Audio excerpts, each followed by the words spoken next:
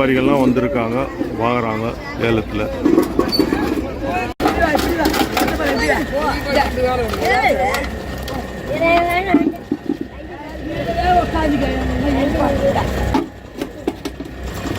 ₹1000 ₹1000 ₹1000 ₹1000 ₹800 ₹800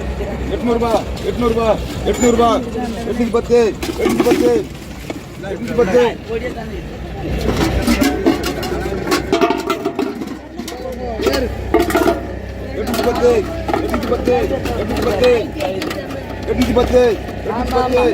810 810 ₹830 போச்சு. அந்த ஒரு மீன் அவர் எடுத்துக்கிட்டார், ஏலம் போட்டவர். அவருக்கு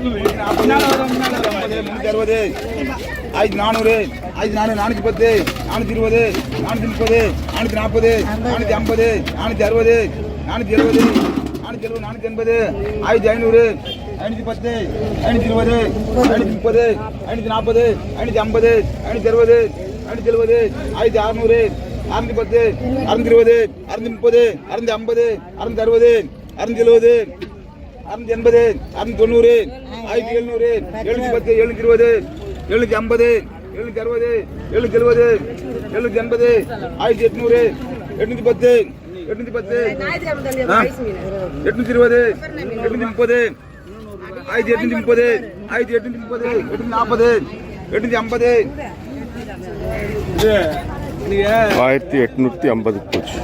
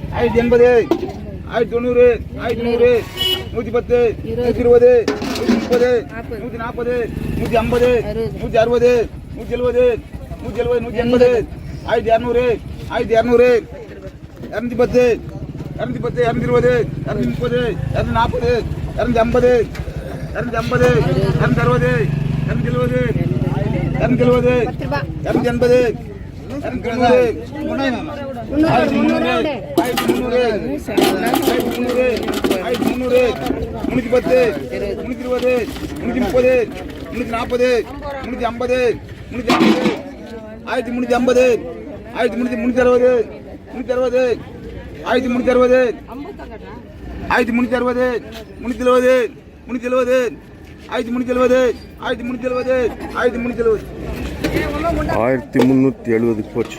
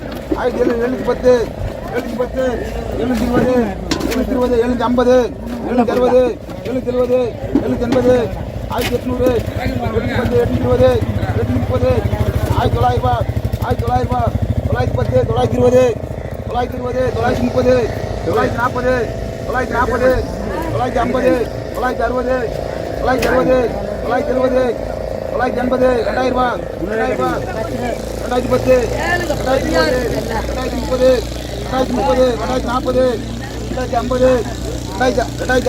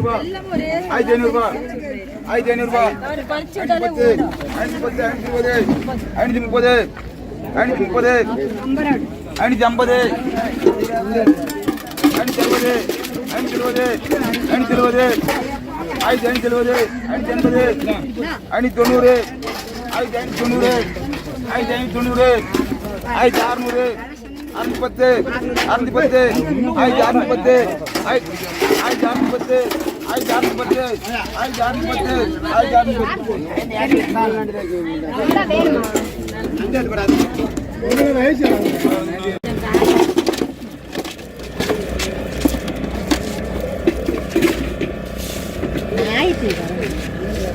गेट में इष्ट आई थी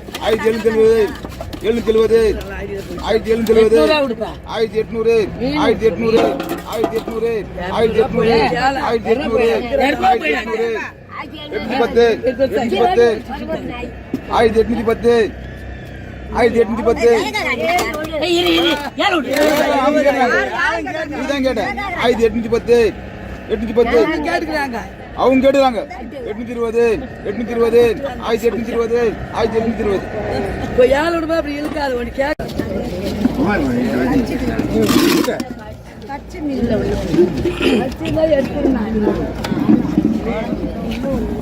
எடுப்பா கொட்டை அது கொட்டை 2000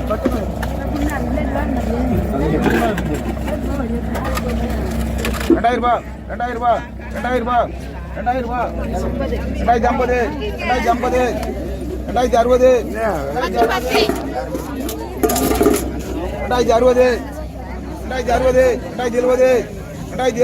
2100 2110 அது ஒண்ணுமே தெரியாது 110 120 130 150 160 2160 170 180 2200 2200 2200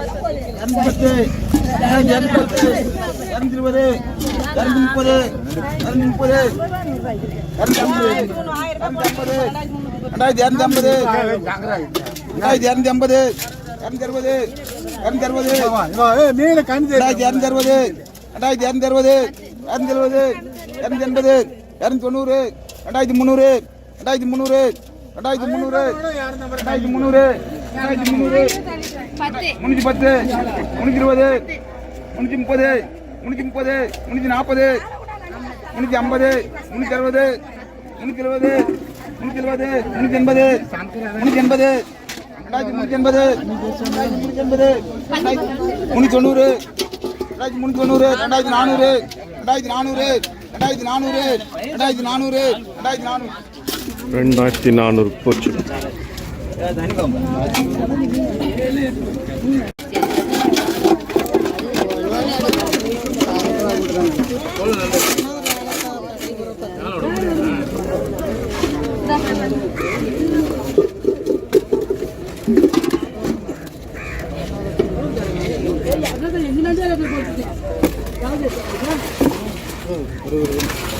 ₹500 ₹500 ₹500 550 560 560 570 580 தூக்கி கொடுப்பா 580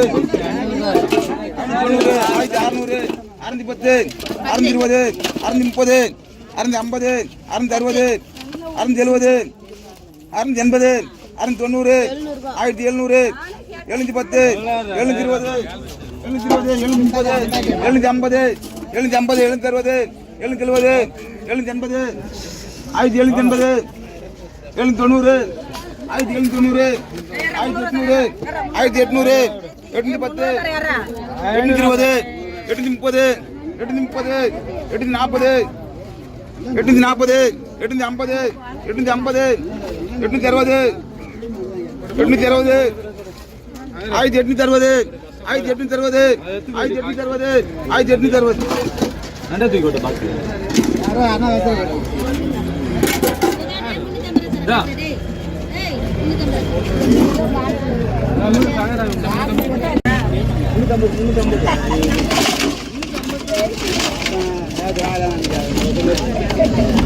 அது 1860 அது போச்சு.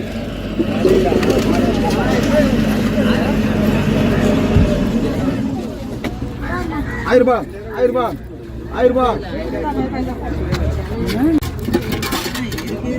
800 800 810 810 820 830 830 830 840 850 860 870 அவங்க 880 880 தூக்கி கொடுப்பா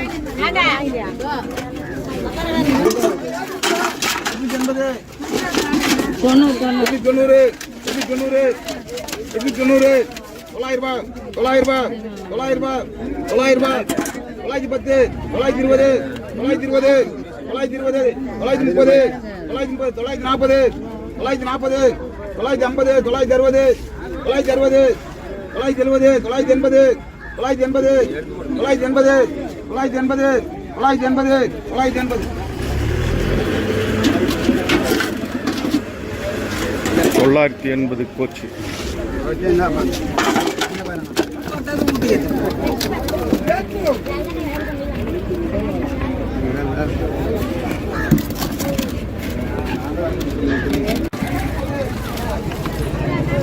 என்ன விலை கட்டிங்க அது?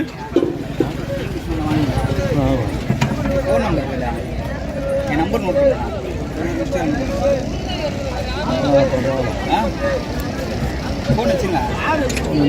2500 போச்சு.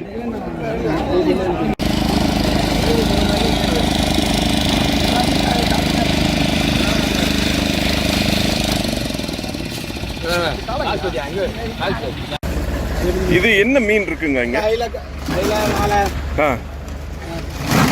அப்புறம் பாறை இருக்குது, தேங்காய் பாறை, அந்த மீன் தான் இருக்குது. மீன் இல்லை, சூப்பர் மீன். வேற லெவல். ஆ வேற லெவல். 5000. 5000.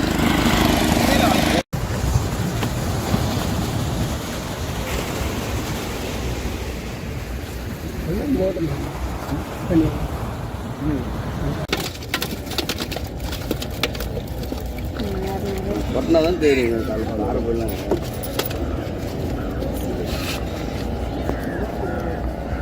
என்ன கை வலிக்குதா? கையினா வலி தான் செய்யும், உடம்புனா தான் வலி.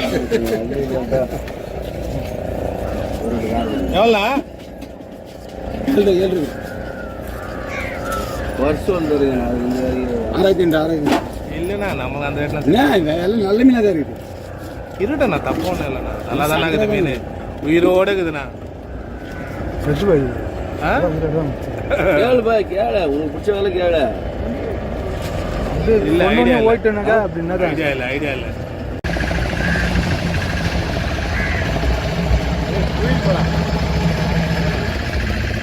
இந்த நண்டு என்ன விலைக்கு கொடுப்பீங்க? இந்த நண்டு வந்து 10 நண்டு 200 ரூபா. 10 நண்டு 200 ரூபா. எல்லா நாளும் இதே விலையா இல்லை ஞாயிற்றுக்கிழமை அதிகமாக இருக்குமா எப்படி? ஞாயிற்றுக்கிழமை இருந்தாலும் அதான் கொடுப்போம். மற்ற நேரத்துக்கு அதான் வெள்ளிக்கிழமை இருந்தாக்கா இன்னும் 2 அதிகமாக. வெள்ளிக்கிழமை யாரும் வர மாட்டாங்களா வாங்க பொதுவாக? பேர் வருவாங்க. சரி ஓகே தேங்க்ஸுங்க. அந்த கூடை வந்து 6000 கேட்குறாங்க, 5000 வரைக்கும் கேட்டிருக்காங்க.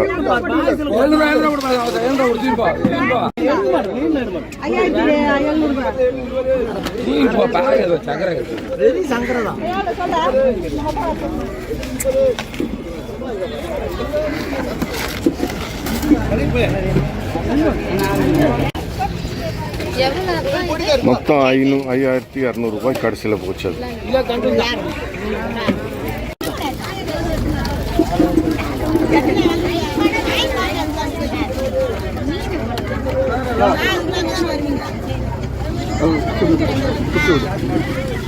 இதில் கொட்டிக்கா. கொட்டி அதில் கொட்டிக்கா. அவன் நெட்டு குட்டி காசினாரு.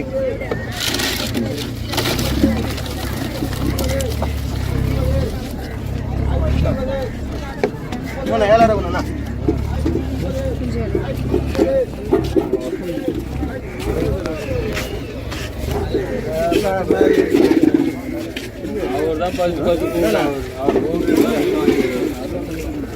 அவர் தான்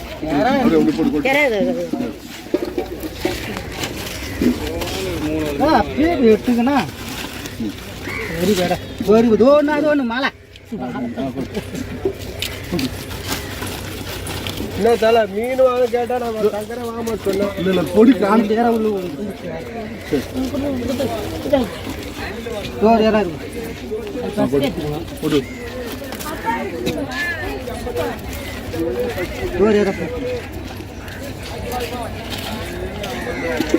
அதான் பாக்ஸ் மாற்றி கொடுங்க.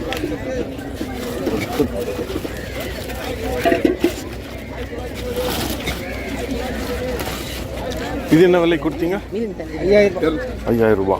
5000 ரூபாய்க்கு போச்சு. 5000க்கு கேட்குறாங்க, 3000க்கு இவங்க கேட்குறாங்க.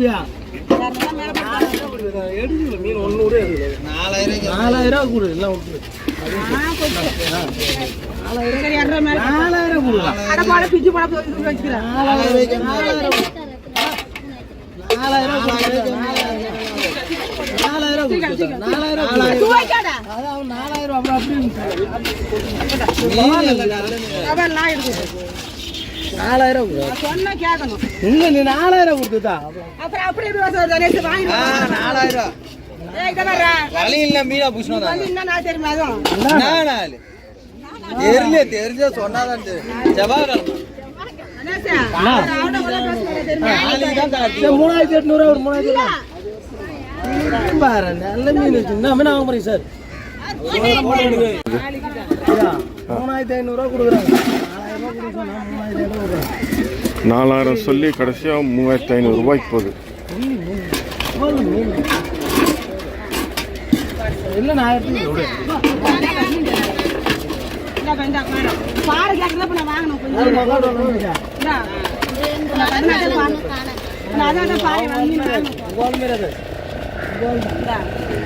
அதான் கொஞ்சம் மீன் வாங்க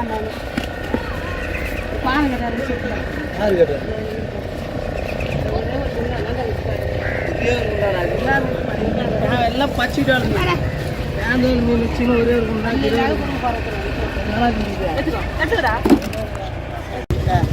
சரி 200 கம்மியாக கொடுக்கணும். 5 சங்கராய் 500 என்ன கொடுத்தீங்களா 500 500 சங்கராவை ஒரு கிலோ சங்கரா மேலே இருக்குமா இல்லை உங்களுக்கு தேவை போனீங்கன்னா ஏடுமா மேடம் என்னது அல்லம்மா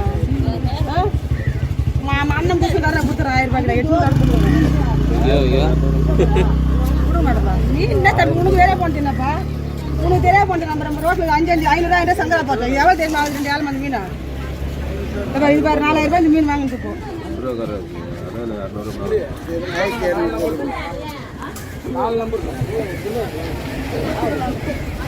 இல்லை பாரு நீ சொல்ற 200 சங்கரா இல்லாமா தம்பி தெரியாது 200 மேலே கொடுக்காங்க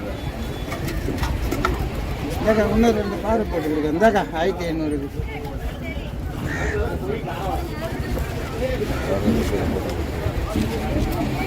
இங்க இருக்கவங்க தெரியாது எனக்கு 1500 ரூபாய்க்கு கொடுத்துருக்காங்க. ஒரு ஆள்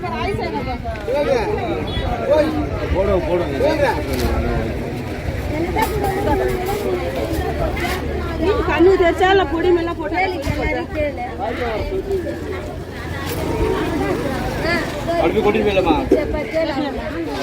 அது கட்டு மூட்டை கட்டிக்காத அது போடல நல்ல நல்ல மீன் அதான்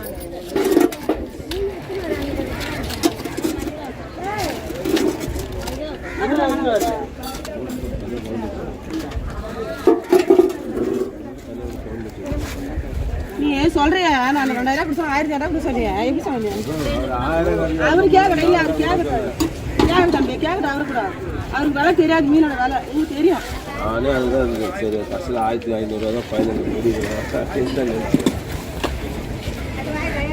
4000 ரூபாய் மீன் போயிட்டானா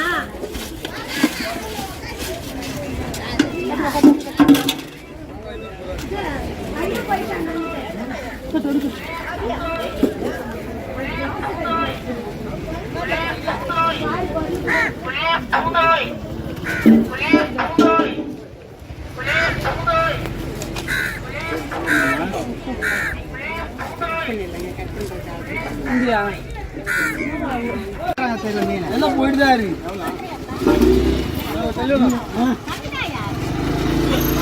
பார்ப்போம் எல்லாம் தள்ளி போயிடும்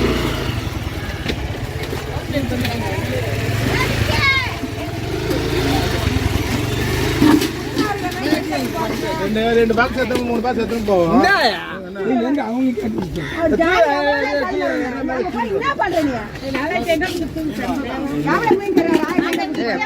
சங்கராவா இருக்குது உச்ச சங்கராவா இருக்குது 300 தரேன் கொடுப்பேன் இல்ல 300 ரூபாய் எனக்கு 200 ரூபாய் செலவு இருக்குது எனக்கு 200 ரூபாய் கொடுப்பாங்க அந்த ஊர்ல நீ வந்து மீன் வாங்கினால வாங்காத மீன் எடுக்காதடா நோ எடுக்காதடா நான் ஃபர்ஸ்ட் சொல்லிட்டேன் அப்படியே விடு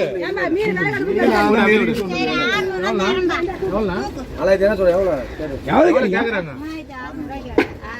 700 சரி அது போட்டு 4000 என்ன மீன் இது 4000 மீன் அது எவ்வளவு மீன்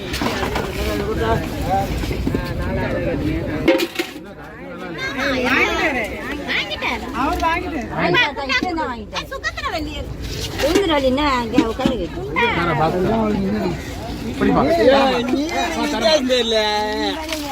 பல இருக்கு 4000 ரூபாய் குடியா மீன் 300 ரூபா கூட நான் என்ன நீ காலைல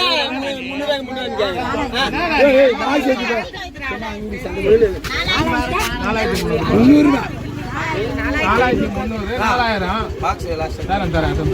இது 4000 மீன்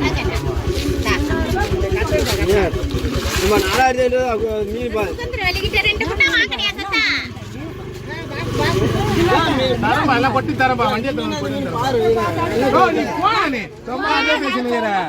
விக்க விடா நான் எத்தனை போய் அதையும் பேசியா டெய்லி மீன் எடுக்கிறேன் டெய்லி மீன் எடுக்கிறாள் 3000 ரூபாய் நீ மட்டும் மீன் எடுக்கிறேன் டெய்லி மீன் எடுக்கிறாள் நானு 100 போடுது நீ போ நான் தரேன் போ 300 ரூபா போ தரேன் போ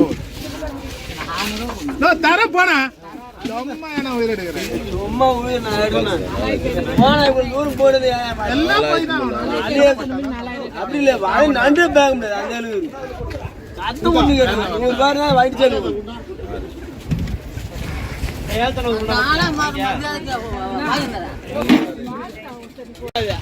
ஆமா மீன் இது 4400 கொடுத்துருக்காங்க.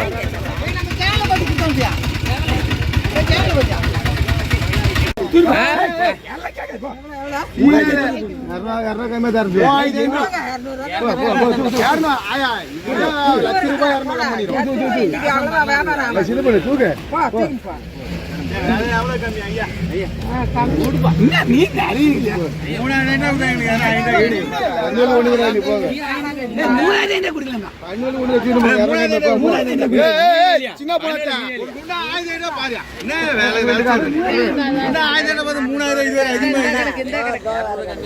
3500 போச்சு அந்த மீன். இது சிங்கி இறாலா? இது நிறைய வருமா இல்ல எப்பாவது தான் வருமா? என்ன ரேட்டு? கிலோ 1600 ரூபா. இது தினைக்கும் கிடைக்குமா இல்ல? கலர் இதுல இன்னொரு ரகம் இன்னொரு ரகம் கலர் பச்சை அதுவும் பச்சையா தான் இருக்கு. ஆனா இது மாடலா இருக்கு. இது ஒரு கலர். இது என்ன விலைக்கு போகும்? இது ஒரு கிலோ வந்து 1200. இது வெயிட் போட்டோம்னா எவ்வளவு வரும்? இது 600 ரூபாய்க்கு போகுமா? அந்த இன்னொரு வகை சிங்கி இறால் என்ன விலைக்கு போகும்?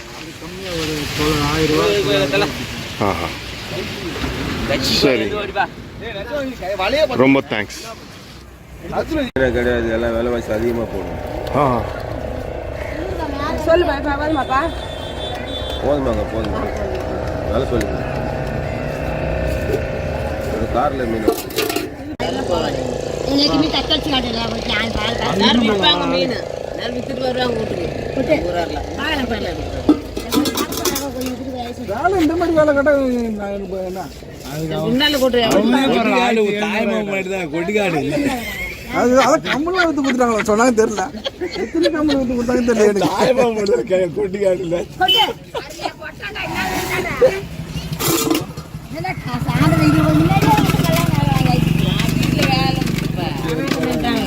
கொஞ்சம் கொடுத்துட்டா அப்படின்ட்டு கொஞ்சம் கொடுத்து கசாரம் இல்லை பழம் தான் சாப்பிட்றாங்க. அவங்க தாங்க செய்கிறாங்க. 1300 தான். அங்கே வேலை கேட்ட வேலை கூட நீ கேட்கல. அதெல்லாம் சொன்ன இதுமாரி கேட்கறேன்னு சொன்னேன். நான் என்ன பண்ண அதுக்கு மேலே அப்போ இல்லை கேட்ட வேலை கூட நீ ஒன்றும் வரல. ஒரு பாக்ஸ் 2200 வாங்க. எப்படி தெரியுமா? அது அந்த பக்கம் இந்த பக்கம் ஒரு ஒரு ஆளுக்கு ஒரு டிஃப்ரென்ஸ். எல்லாம் மொத்தமாக சேர்ந்தா ஒரு வேலை போவோம். 1300 தான் கேட்டேங்க. அங்கே வேலை கேட்டதுல எப்படி இன்னும் அது கம்மி தான் கேட்குறாங்க. நீங்க வேற 500 கூட 500 கூட என்ன மீன் இருக்கு ஏத்துல கொண்டு 1500 போன கூட 200 தள்ளு போகுது உங்களுக்கு. அங்க கேட்ட மீனுக்கு தந்த மீனை பார்த்து கேட்கணும். கேட்டவங்களுக்கு 2000 2500 கொடு. அவங்களுக்கு 300 ரூபா இல்ல அதே இருக்குது என்கிட்ட மீன். அதை போய் பார்த்துக்கணும். இன்னைக்கு எத்தனை ஐசிக்குன்னா. இந்த ஊர் பேர் என்னங்க? பனையூர் குப்பம். சரி, இங்க எத்தனை படகு இருக்கு? சுமார் ஒரு 80 படகுகள், பைப்பர் படகு இருக்குது. ஃபைபர் படகு. பைப்பர் படகு 80 பைப்பர் படகுல மீன் பிடிக்க தொழில் செய்கிறாங்க. ஒரு படகுல 4 பேர் 5 பேர் வீதம் தொழில் செய்வாங்க, மீன் பிடிக்க போவாங்க. மீனை பிடிச்சிட்டு வந்து இந்த கிராமத்திலேயே மீன் ஏலம் விடுவார்கள். வியாபாரிகள் ஏலத்தில் எடுத்துக்கொள்வார்கள். வியாபாரம் எடுத்துக்கொண்டு வியாபாரிகள் வந்து மற்ற கிராமங்களுக்கு கொண்டு வீதி வீதியாகவும் மார்க்கெட் வழியாகவும் கொண்டு விற்பனை செய்வார்கள். தற்போது இடையில ஒரு வாரத்துக்கு முன்னாடி புயல், வங்கக்கடலில் புயல் உருவாகியிருந்தது. புயல் உருவாகிருந்து அரசு வந்து தடை செய்தாங்க, மீனவர்கள் யாரும் கடலுக்கு செல்ல வேண்டாம் என்று சொன்னார்கள். ஒரு 15 நாளாக யாரும் கடலுக்கு மீன் பிடிக்க செல்லவில்லை. கடல் வந்து அலை அதிகமாக இருந்தது, புயல் சின்னங்கள் அறிகுறி அதிகமாக இருந்தது. அதன் காரணமாக யாரும் போகவில்லை. இப்போ இடையில ஒரு 5 நாளாக இப்போ வந்து மீன் பிடிக்க செல்கிறார்கள். புயல் எடுத்து விட்டது, கரையை கடந்து விட்டது. மீன் பிடிக்க சென்றார்கள். மீன் பிடிக்க சென்றார்கள். ஒவ்வொரு படகுகளுக்கு 10,000, 8,000, 7,000, 5,000 அப்படி கிடைச்ச அளவுக்கு விற்பனை செய்தார்கள். இந்த மீனில் வந்து சங்கரா மீன், காணாங்கழுத்தி ஐலா மீன், சீலா மீன், முளிவன் மீன், நகர மீன், கிழங்கா மீன், இதெல்லாம் கிடைக்குது. எல்லாம் கலப்படமாக கிடைக்குது.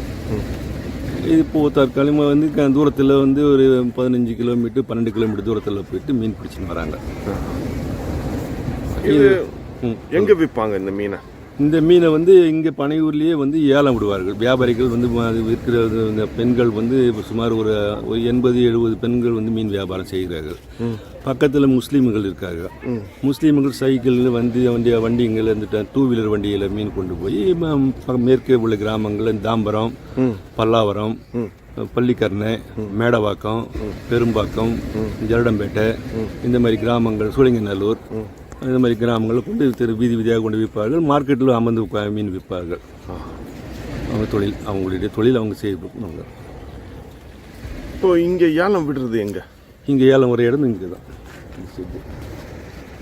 அந்த இடத்துல தான் மீன் வந்து அங்கே தான் நேரம். அங்கே வந்து எல்லாரும் வந்து வரிசையில் விற்பாங்க. மீன் வரிசையில் விற்பார்கள். வரிசையில் இது ஒவ்வொருத்தரும் ஏலம் விடுவார்கள். அது ஒரு நபர் ஏலம் விடுவார். ஒவ்வொருத்தரும் அவங்க வந்து மீன் வந்து விற்பனை செய்துட்டு போவாங்க. ஏலத்தை முடிச்சுட்டு விற்பனை செய்துட்டு போவாங்க. மீன் விற்றுட்டு வந்த பிறகு பணம் வியாபாரிகள் கையில் பணம் ரெடியாக இருந்தால் பணம் கையில் உடனே கொடுத்துருவாங்க. இல்லை மீன் விற்றுட்டு வந்துட்டு மாலையில் கொடுப்பாங்க, மறுநாள் கொடுப்பாங்க, 2 நாளுக்கு பிறகு கூட கொடுப்பாங்க. ஏன்னா உள்ளூர்காரர்கள் ஒரு நம்பிக்கையின் காரணமாக, உள்ளூர் வியாபாரினால் ஒரு நம்பிக்கையின் காரணமாக வியாபாரம் செய்கிறார்கள். இது எவ்வளோ கமிஷன் கொடுக்கணும் அந்த ஏலம் விடுறவங்களுக்கு? ஏலம் விடுறவங்க வந்து மீன் ஒரு வட்டாவில் போட்டி ஏலம் விடும் போது ஒரு பெரிய மீனாக ஒரு 10 ரூபாய் விற்கிற மீனாக ஒரு மீன் அவர் எடுத்துக்கொள்வார். அது வந்து வலையினுடைய போட்டு போனவருடைய அவங்களுடைய விற்பனையில் அந்த ஒரு மீன் எடுத்துக்கொள்வார். ஏலம் முடிந்த பிறகு ஏலம் யார் எடுக்கிறாங்களோ, வியாபாரிகள் யாருன்னா அவங்களிடம் ஒரு மீன் எடுத்துக்கொள்வார். ஒரு 10 ரூபாய் மதிக்கு தகுந்த மீன். ஒரு ஏலம் என்ன அமௌண்ட்டுக்கு போகும், என்ன விலைக்கு போகும்? அது மீனுடைய அளவுக்கு தகுந்த மாதிரி. மீனுடைய குண்டான் வட்டாயில் கொட்டி ஏலம் விடுவாங்க. மீன் ஒரு நேரத்தில் நல்ல மீன்களாக இருந்தால் 3000, 2500, 2800 அப்படி போகும். கொஞ்சம் ஒரு மாதிரியான தரம் குறைவாக மீனாக இருந்தால் ஒரு 1500, 1700 அப்படி போகும். இப்போ இந்த மீனெல்லாம் என்ன விலைக்கு போகுது ஒரு குண்டான்? பொதுவாக சாதாரண போனால் 2000 ரூபாய் தாண்டி போகும். என்ன மீன் இருக்கும் அதில்? எல்லா மீன் கலந்துருக்கும். எல்லாரும் கலந்துருக்கும். சீலா மீன் இருக்கும், ஐலா மீன் இருக்கும், நகர மீன் இருக்கும், காரப்பொடி இருக்கும், சங்கரா இருக்கும், முளிவன் மீன் இருக்கும், கிழங்கா மீன் இருக்கும், சிகப்பு கிழங்கா, வெள்ளை கிழங்கா, இதெல்லாம் இருக்கும். கவலை மீன் பிடிச்சிட்டு வந்தால் தனி அது உடைய ரேட்டு அதுக்கு. கவலை மீன் வந்து அதுக்கு தனியாக விலை இருக்குது. அது ஒரு வட்டாயினுடைய ரேட்டு வந்து 1500, 1200, 1000, ஒரு நாள் 2000. ஞாயிற்றுக்கிழமையாக இருந்தால் புதன்கிழமையாக இருந்தால் அதிகமாக ரேட்டு போகும். மற்ற நாட்களில் வந்து கொஞ்சம் குறைவாக போகும். இப்போ வஞ்சிரம் மாதிரி மீனும் பிடிப்பாங்களா? வஞ்சிரம் வந்து இது தூண்டில் தொழில் செய்யும் போது தான் வஞ்சிரம் கிடைக்கும். தூண்டில் வந்து இப்போ சீசன் இல்லை. தூண்டில் கடல் அலை அதிகமாக இருக்கிறதுனால புயல் வெள்ளம் காரணமாக தூண்டிலுக்கு யாரும் செல்லவில்லை. இது ஜனவரிக்கு பிறகு தான் வந்து எல்லாரும் தூண்டிலுக்கு செல்வார்கள். அப்போது தான் சீசன் வஞ்சிரம் மீன் கிடைக்குது. ஜனவரிலேருந்து எத்தனை மாதத்துக்கு அப்படி போவாங்க? ஜனவரி, பிப்ரவரி, மார்ச் ஒரு 3 மாதத்துக்கு போவாங்க. தூண்டில் போவாங்க. அதுக்கப்புறம் என்ன ஆகும்? அதுக்கு பிறகு அதுக்கப்புறம் மற்ற மீன் வந்து மத்தி மீன் மாப்புங்கள் வரும். கூட்டம் கூட்டமாக மத்தி மீன் மாப்பு வரும். மத்தி மீன் மாப்பு வந்து அதுக்குன்னு ஒரு வலை இருக்குது. பெரிய 2 படகுகள் அது தொழில் செய்யக்கூடிய வலை இருக்குது. அந்த 2 படகுகள் தொழில் செய்யக்கூடிய வலையில் வந்து சுமார் ஒரு 10-15 நபர்கள் போவார்கள். 10-15 நபர்கள் போய் மொத்தமாக மீன் பிடிக்கும்போது கிடைக்கும்போது நம்முடைய அதிர்ஷ்டத்தை பொறுத்தது அந்த மாப்பு கூட்டம், மீன் மாப்பு கூட்டம் வந்து அதிர்ஷ்டத்தை பொறுத்தவரை 2 போட்டு கிடைக்கலாம், 5 போட்டும் கிடைக்கலாம், 10 போட்டு கிடைக்கலாம். கூட்டம் மீன் அதிகமாக நெருக்கமாக இருந்தால் மீன் அதிகமாக கிடைக்கும். அந்த மீன் பிடிச்ச உடனே ஒவ்வொரு போட்டாக மீன் வந்து போட்டில் ஏற்றிட்டு வந்து அள்ளி போட்டு ஏற்றிட்டு வந்து கரையில் வைப்பாங்க. அந்த கரையில் வைக்கும்போது அந்த மத்தி மீன்லாம் வந்து பெரும்பாலும் வந்து கேரளா வியாபாரிகள் இங்கே வந்து வாங்குறாங்க. கேரளா மார்க்கெட் வியாபாரி ஏஜென்ட்டுகள் இங்கே வந்து வாங்குறாங்க. இங்கே வாங்கிட்டு ஒரு நெட்டு, ஒரு பேஸ்கெட் நெட்டு, பிளாஸ்டிக் கூட நெட்டுன்னு வந்து அது பாக்ஸ், அதாவது ஒரு 32 கிலோ எடையுள்ள ஒரு மீன். அந்த மீன் 32 கிலோனா 2 கிலோ வந்து அந்த நெட்டுடைய எடை 30 கிலோ மீன். அதோடைய ரேட்டு வந்து கேரளா வியாபாரிகள் ஒரு 5 பேர் 10 பேர் 20 பேர் கூட வந்து கொண்டு வண்டியில் வந்து இங்கே வந்து வேலை ஏலம் காப்பார்கள். ஏலம் கேட்கும் போது யாருக்கு அந்த வேலை ஏலம் முடியுதோ அவர் வந்து அந்த மொத்தமாக ஒரு வண்டி முழுவதும் எடுக்கிறதுக்கு அவர் எடுத்து கொடுவார். அப்போது வந்து அந்த நேரத்தில் ஒரு நெட்டு வந்து 2000 போகலாம், 3000 போகலாம், 1500 போகலாம், 1000 போகலாம். மீன் அதிகமாக இருந்தால் கொஞ்சம் ரேட்டு கொஞ்சம் குறைவாக இருக்கும், குறைவாக இருந்தால் கொஞ்சம் அதிகமாக விலைவாசி அதிகம். அப்படி எடுத்துக்கும் போது ஒவ்வொரு வண்டியாவது லோடு முழுவதும் ஃபுல் பண்ணி அனுப்புவார்கள். இதில் எவ்வளோ அதிகமான விலை போயிருக்குது ஒரு நெட்டு? அதாவது அந்த 32 கிலோ சொன்னீங்களே, ஆமாம், எவ்வளோ அதிகமான விலை போயிருக்குது அந்த மத்தி மீன்? ஒவ்வொரு இடத்துல 4000 ரூபா போயிருக்குது, 4500 ரூபா போயிருக்குது, 3000, 3500, 2000 அப்படிலாம் போயிருக்கு. இருக்கிறதுல குறைஞ்ச விலை என்ன விலைக்கு போயிருக்கு? குறைஞ்ச விலை ஒரு 500 ரூபா போயிருக்குது. 500 ரூபா. அது சின்ன சைஸ் மீன். அது சின்ன சைஸ் மீனாக இருந்தால் அது பெரும்பாலும் மார்க்கெட்டுக்கு அது போகாது. மீன் வந்து அழுகிப்படும். அதனுடைய பேலன்ஸ் குறையும், வெயிட் பலகீனம் ஆகிடும். அது என்ன பண்ணுவாங்க, அது கோழிப்பண்ணை தீவனத்துக்கு பச்சையிலேயே அரைக்கிறது, மிஷினில் விட்டு அரைச்சி எடுப்பாங்க. அதுக்காக வாங்குவாங்க. அது கூட வந்து மக்காச்சோளம் கலந்து போட்டு மிஷினில் அரைச்சி 2த்தையும் ஒன்று அரைச்சி பேக்கிங் பண்ணுவாங்க. 1 kilo, 2 kilo, 5 kilo, 10 kilo packing பண்ணி இந்த கோழி பண்ணைங்களுக்கு கொடுப்பாங்க, சேல்ஸ் பண்ணுவாங்க. அது காய வச்சு பண்ணுவாங்களா? அப்படியே பச்சையிலேயே மிஷினில் ஹீட்டர் கொடுத்து சூடு கொடுத்து பண்ணுவாங்க. அப்போ வந்து அது வந்து அந்த சூட்டு ஹீட்டர் மேலே மீன் வந்து காஞ்சிடும். சரி, இங்கே இருக்குது அந்த மெஷின் வேற? அது இங்கே இல்லை, அது அந்த பக்கம் பெரியபாளையம் சைடு, ரெட்டில் சைடு அந்த பக்கம் இருக்குது மிஷின். இந்த மாதிரி மலிவான மீனை வாங்கி கொண்டு போய் அது பண்ணுறாங்க. வேற என்ன மீன் அந்த மாதிரி மலிவாக போகும்? பொடி கவலை மீன்கள் வந்தால் செய்வாங்க, மத்தி மீன் வாங்குவாங்க. பெரும்பாலும் அதுதான் அதிகமாக கிடைக்கும். கவலை மீன்கள், மத்தி மீன் தான் அதிகமாக கிடைக்கும். அது கூட்டமாக வரும். இந்த வஞ்சரம் மீன் பிடிச்சி வந்தால் என்ன விலைக்கு போகுதுங்க? வஞ்சிரம் வந்து மீன் வேணும்.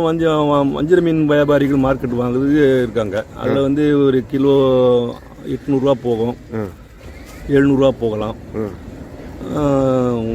500 ரூபா போகலாம். சின்ன மீன் சைஸாக இருந்தால் 500 ரூபா போகும். ஒரு 5 கிலோவுக்கு மேலே, 5 கிலோ முதல்ல 10 கிலோ வரை இருந்தால் ஒரு 800 ரூபா போகலாம். 5 கிலோவுக்கு குறைவாக இருந்தால் ஒரு 500 ரூபா, 550 ரூபா அப்படி போகும். இப்போ இங்கே பொதுமக்கள் வந்து வாங்குறாங்களா? வியாபாரிகள் வாங்குறாங்க. இங்கே வியாபாரிகள், மீன் வியாபாரி, மார்க்கெட் வியாபாரிகள் வந்து வாங்குவாங்க. பொதுமக்கள் அதாவது அந்தந்த தொழில் செய்கிறவங்க வாங்குவாங்க. பெரிய மீனுக்கு வியாபாரிகள் வந்து வாங்குறாங்க. மீன் வியாபாரிகள் மார்க்கெட். இப்போ வீட்டுக்கு சாப்பிட்றதுக்கு வாங்குறவங்க, வீட்டுக்கு சாப்பிடுவாங்க, அந்த விலையே கொடுத்து வாங்கிட்டு போவாங்க. அவங்க நிறைய பேர் வராங்களா? எப்படி வருவாங்க? அது ஞாயிற்றுக்கிழமை ஆனால், புதன்கிழமை ஆனால், லீவ் டைமில், சனிக்கிழமை சில பேர் நிறைய பேர் வருவாங்க. வேலை வரும்போது அவங்க அந்த வியாபாரி என்ன ரேட்டு வாங்குறாங்களோ அந்த விலைக்கே கொடுத்து வாங்கிட்டு போயிடுவாங்க. அவங்க வந்து வீட்டுக்கு தேவையான சாப்பிட்றதுக்காக கேட்பாங்க. கேட்கும்போது அவங்களுக்கு வாங்கிட்டு போவாங்க. அவங்க வந்து 1, 2 அப்படி வாங்குவாங்க. வியாபாரிகள் மொத்தமாக வாங்கிடுவாங்க. இந்த பொதுமக்கள் எந்தெந்த நாளில் வரமாட்டாங்க? இல்லை, எல்லா நாளும் வருவாங்க. ஆனால் பெரும்பாலும் வந்து இந்த கார்த்திகை மாதத்தில் கொஞ்சம் குறைவாக இருக்கும்.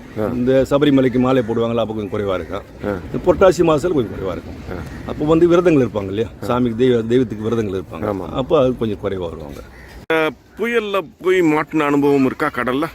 சுமார் ஒரு 20 வருடத்துக்கு முன்னால் புயலில் போயிட்டு நாங்கள் சிக்கி மாட்டியிருக்கிறோம். மாட்டியிருந்து நாங்கள் வந்து கரையில் சீக்கிரம் கரை ஏறணும், வீட்டுக்கு போய் சேரணுன்றதோடு முயற்சி பண்ணி புயலில் வந்து நாங்கள் வந்து புயலை காற்று எதிர்த்து கரையை கடந்து வந்து வீடு வந்து சேருவோம். அது வீடு வந்து சேர வரல எங்களை வீட்டில் இருக்கிற பெண்கள் அனைவரும் கரை ஓரமாக வீட்டு கடலோரம் அருகிலிருந்து எங்களுக்கு திரும்பி வரவில்லைன்னு காத்து கொண்டிருப்பாங்க. அது கரையான பிறகு அவங்களுக்கு ஒரு இன்பம் ஒரு ஆறுதல் கிடைச்சிடும், மகிழ்ச்சி அடைஞ்சிருவாங்க அவங்க. அந்த மாதிரி வந்து 20 வருடத்துக்கு முன்னாடி. இப்போ வந்து முன்னெச்சரிக்கை கொடுக்குறாங்க இல்லையா, வானிலை ஆராய்ச்சிகள் டிவியில் வந்து விளம்பரம் பண்ணுறாங்க, கொடுக்குறாங்க. அரசாங்கம் வந்து முன்னெச்சரிக்கை கொடுத்துட்றாங்க, யாரும் மீனவர் யாரும் கடலுக்கு செல்ல வேண்டாம்னு சொல்லிட்டு. புயல் உருவாகுதுன்னா 2 நாளுக்கு முன்னாடி ஒரு 5 நாளுக்கு முன்னாடி புயல் உருவாகுதுன்னா யாரும் செல்ல வேண்டாம்னு சொல்லுவாங்க. அதனால் மீனவர் வந்து அரசுடைய உத்தரவு பிரகாரம் கடலுக்கு யாரும் செல்ல மாட்டாங்க. ஏதாவது விபத்துகள் ஏதாவது ஏற்பட்டால் பாதிக்கப்பட்டால் நாங்கள் முன்னெச்சரிக்கை கொடுத்து நீங்கள் ஏன் போகிறீங்க அப்படின்னு ஒரு அரசு அதிகாரிகள் கேள்வி கேட்பாங்க. அதில் பாதிக்கப்பட்ட மீனவர்களுக்கு ஏதாவது ஒரு நிவாரணங்கள்லாம் கொடுப்பாங்க மீன்வளத்துறையில் பாதிக்கப்பட்டிருந்தால், அந்த கடலில் இறந்துட்டா கொண்டால். ஆனால் வந்து புயலில் பாதிக்கப்பட்டு இறந்தால் கொடுக்க மாட்டாங்க. அது என்ன வந்து நாங்கள் முன்னெச்சரிக்கை கொடுத்து நீங்கள் ஏன் போனீங்க, நீங்கள் போகக்கூடாது, நீங்கள் அரசு மீறி தான் போயிருக்கிறீங்க, அரசுடைய அதிகார சட்டத்தை மீறி தான் நீங்கள் போயிருக்கிறீங்க, உத்தரவு மீறி அப்படின்னு சொல்லிட்டு அவங்க வந்து அதிகாரிகள் சொல்லுவாங்க, கேட்பாங்க. அதனால் யாரும் போக மாட்டாங்க. உங்களுக்கு புயல் எடுத்த பிறகு அதுக்கப்புறம் அரசு உத்தரவு திரும்பி மறுபடியும் மறுபரிசீலனை கொடுப்பாங்க, மறுபடியும் ரிப்ளை கொடுப்பாங்க, தொழிலுக்கு போகலாம் அப்படின்னு சொல்லுவாங்க. போக ஆரம்பிச்சிருக்கோம். இப்போ எப்போ சொன்னாங்க மறுபடியும் போகலான்ட்டு? இப்போ ஒரு வாரத்துக்கு முன்னாடி சொன்னாங்க போகலான்ட்டு. ஒரு வாரத்துக்கு முன்னாடியே அது எங்களுக்கு முன்னெச்சரிக்கையாகவே ஒரு 3 நாளுக்கு முன்னாடி சொல்லிட்டாங்க, கடலுக்கு யாரும் செல்ல வேண்டாம், புயல் உருவாகி இருக்குது, புயல் கரையை கிடக்குது. அதாவது காரைக்கால், பாண்டிச்சேரி காரைக்கால் வந்து தென்கிழக்கு ஒரு 420 கிலோமீட்டரு 430 கிலோமீட்டர் தென்கிழக்கு உருவாகி இருக்குது. இது ஸ்ரீஹரிகோட்டாவுக்கும் சென்னை இடையில ஏதாவது கரைக்கக்கூடும், இடையில கரைக்கூடும். மகாபலிபுரம் ஸ்ரீஹரிகோட்டா இடையில எங்கேயாவது கரையில் கடக்கக்கூடும் என்று சொல்லுவாங்க. அதனால் அது நாங்கள் சொல்லியிருந்தனால அது நாங்கள் யாரும் போகலை. அதுக்கப்புறம் புயல் கரையை கடந்து விட்ட பிறகு மறுநாள் எங்களுக்கு அரசு மூலமாக மீன்துறையின் மூலமாக எங்களுக்கு வந்து மறுபடியும் எங்களுக்கு ரிப்ளை கொடுத்தாங்க, நீங்கள் போகலாம், மீன் பிடிக்க செல்லலாம், புயல் கரை கடந்து விட்டது அப்படின்னு ஒரு தைரியத்தோடு நாங்கள் மீன் பிடிக்க சென்றோம். அது யார் வந்து இங்கே சொல்வா? எங்கள் டிபார்ட்மெண்ட்டில் வந்து ஆஃபீஸுங்க ஃபோன் மூலமாக சொல்லுவாங்க. எங்கள் ஊர் தலைவர்கள் இருக்காங்க இல்லையா, வில்லேஜினுடைய தலைவர், கூட்டுறவு சங்க தலைவர் இருக்காங்க, தலைவருக்கு ஃபோன் மூலமாக எச்சரிக்கை கொடுப்பாங்க. இது மாதிரி ஃபோன் கொடுப்போம். அதுதான் எங்கள் வந்து அது மீன்துறை அலுவலகத்திலேருந்து ஃபோன் வரும், தகவல் தொடர்பு கொடுப்பாங்க. தகவல் தொடர்பு கொடுக்கும்போது யாரும் பிரயாணம் போக வேண்டாம்னு சொல்லுவாங்க. ஒரு நேரத்தில் ஆஃபீஸிலிருந்து ஒரு அலுவலர் யாராவது ஒருத்தர் வந்து வருவார், ஒரு நேரத்தில் வந்து சொல்லிவிட்டு போயிடுவார். அது அந்த டம்ரக்கா வச்சு அடிக்கிறதெல்லாம் இருக்கா? அதெல்லாம் இப்போ கிடையாது. தகவல் இப்போ தொலைபேசி வந்த பிறகு இப்போ அதெல்லாம் இப்போ இல்லை. சில கிராமத்துகள் உண்டு, ஆனால் தொலைபேசி மூலமாக வந்து அந்த டமரா அடிக்கிறது வந்து இப்போ வந்து தகவல் வந்து எங்களுக்கு மீனவ கூட்ட சங்க தலைவருக்கு, அரசு சம்பந்தப்பட்ட அதிகாரிகள், மீன்துறை அதிகாரி மூலமாக ஃபோன் மூலமாக தகவல் கொடுத்தவுட வில்லேஜில் வந்து ஊர் மீட்டிங் போகிறதுக்கு, ஊர் கூட்டம் கூட்டுவதற்கு டம்பரா அடிக்கிறதுக்கு ஒரு ஆள் இருக்கார், ஒரு தொழிலாளி ஒருத்தர் இருக்கார், ஊர் வேலை செய்யறதுக்காக அவர் இருக்கார். அவர்கிட்ட சொல்லி அவர் மூலமாக நாங்கள் எங்கள் கிராமத்து பூர்வமாக ஒவ்வொரு வீதியும் எல்லாருக்கும் எச்சரிக்கை கொடுக்க சொல்லி அவர் வந்து வாய் மூலமாக அவர் வந்து ஒவ்வொரு வீதியாக சொல்லிக்கிட்டு வருவார், சொல்லிட்டு போவார். இங்கே இருக்கிற படகு எல்லாமே ஃபைபர் படகு தானே? எல்லாம் அனைத்தும் ஃபைபர் படகு தான். கட்டுமரங்கள் இல்லை, கட்டுமரங்களுக்கு இங்கே இல்லை. அந்த காலத்தில் படகோட்டியில் எம்ஜிஆர் போன படகெல்லாம் அது ஒரு 30-40 வருடத்துக்கு முன்னாடி கட்டுமரமாக இருந்தது. நாங்கள் எல்லாம் கட்டுமரத்தை தொழில் செய்தோம். அப்போ ஒரு எம்ஜிஆர் சினிமாவில் நடிக்கும்போது அந்த கட்டுமரத்தில் அவர் வந்து அந்த படத்தை ஷூட்டிங் படம் நடித்தார். ஆனால் இப்போ அந்த கட்டுமரம் எல்லாம் அழிஞ்சு விட்டது. இப்போ எல்லாம் கண்ணாடிகளை போட பைப்பர் போட்டு இருந்தாலும் பைப்பர் போட்டு தான் எல்லோரும் தொழில் செய்கிறோம் இப்போ எல்லாருமே.